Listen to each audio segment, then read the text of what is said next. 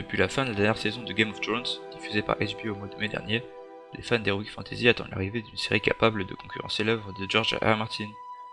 Mais qui peut prendre la relève? Plusieurs prétendants semblent détenir ce potentiel.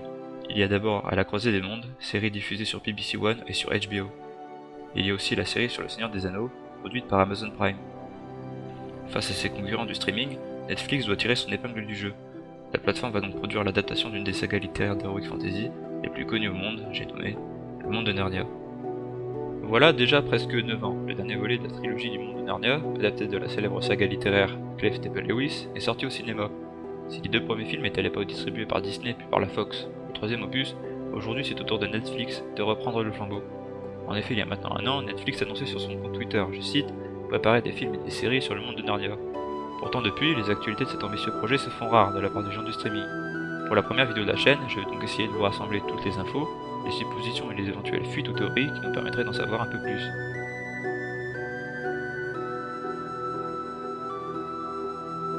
C'est avec la Clive Temple Lewis Company que Netflix a signé un accord s'étendant sur plusieurs années, en octobre 2018. Très vite, la nouvelle s'est alors répandue sur la toile, grâce aux annonces de la part des deux signataires. Cet accord autorise ainsi la plateforme de streaming à développer plusieurs projets de films et au moins une série centrée sur les chroniques du monde de Narnia. Ce qu'il faut surtout retenir, c'est que pour la toute première fois, une seule et même entité a obtenu les droits d'adaptation des 7 livres. Vous l'aurez donc compris, on s'attend donc forcément à un reboot de la saga d'Heroic Fantasy.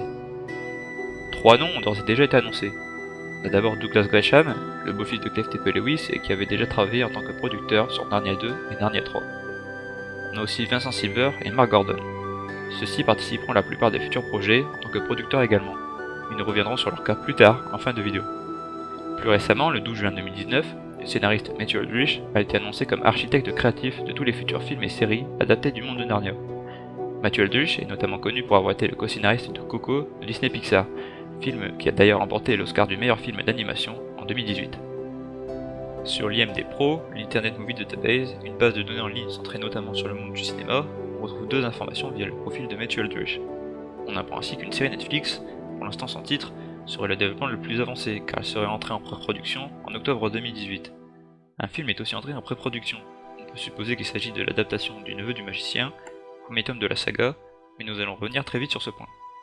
Si aucune image promotionnelle officielle n'a pour l'instant été dévoilée, quelques affiches, qu'on peut qualifier de fan art, ont fleuri ces derniers temps, ravivant l'engouement de la plupart des fans.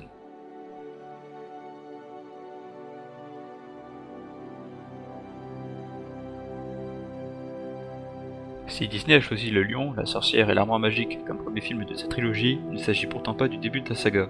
Le premier livre, intitulé Le Neveu du Magicien, qui peut être assimilé à un préquel, n'en demeure pas moins le point de départ de l'univers. Si Disney a choisi de commencer par ce qui est en fait le deuxième tome de la série, c'est parce qu'il introduit les PVNC dans l'univers, et qu'on les retrouve notamment dans le quatrième tome, Le Prince Caspian, et le cinquième tome, l'Odyssée du Passeur d'Aurore. Alors que peut-on logiquement envisager pour le projet de Netflix? Eh bien tout simplement que la plateforme reprenne l'ordre des livres. C'est-à-dire pour commencer Le Neveu du Magicien, suivi du Lion, la Sorcière et l'Armoire Magique. On pourra ensuite voir l'adaptation de Le Cheval et son écuyer, suivi de celle du Prince Caspian et de l'Odyssée du Passeur d'Aurore, puis de la Chaise d'Argent, et enfin pour finir, la dernière bataille. Il s'agit du plan le plus probable, néanmoins pour le moment, difficile de dire si les 7 histoires seront adaptées en film, car une série devrait également voir le jour. On sait par ailleurs que Douglas Gresham n'a pas mentionné les longs métrages, mais qu'il a en revanche parlé positivement d'une adaptation en série. Selon lui, il est plus facile de retranscrire le livre en son intégralité dans ce format. On se doute que l'héritier de Lewis souhaite surtout voir l'élaboration d'une adaptation fidèle au livre. De plus, il semblerait que pour le moment, Netflix n'exclut pas le fait qu'une série animée pourrait aussi voir le jour. Douglas Gresham a néanmoins souligné qu'il était encore en phase de négociation avec Netflix. Enfin, on dit aussi que la plateforme envisage de donner un ton beaucoup plus sombre à ses adaptations par rapport au roman de la saga. À voir ce que cela signifie, affaire à suivre.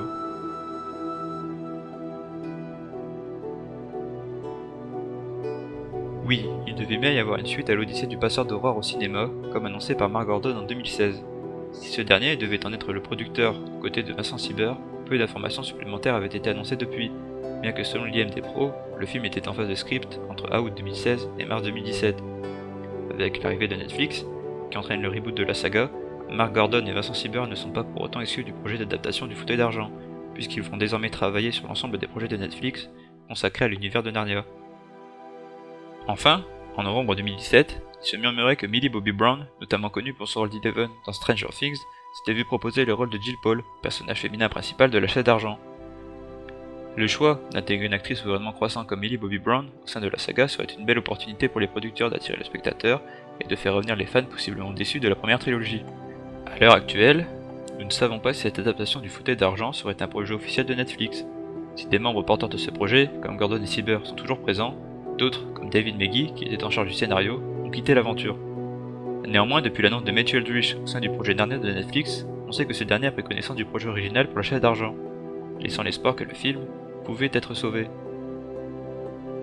J'espère que vous avez apprécié cette première vidéo. N'hésitez pas à laisser un petit j'aime et à vous abonner à la chaîne pour me soutenir. En vous souhaitant une bonne journée ou une bonne soirée, à bientôt.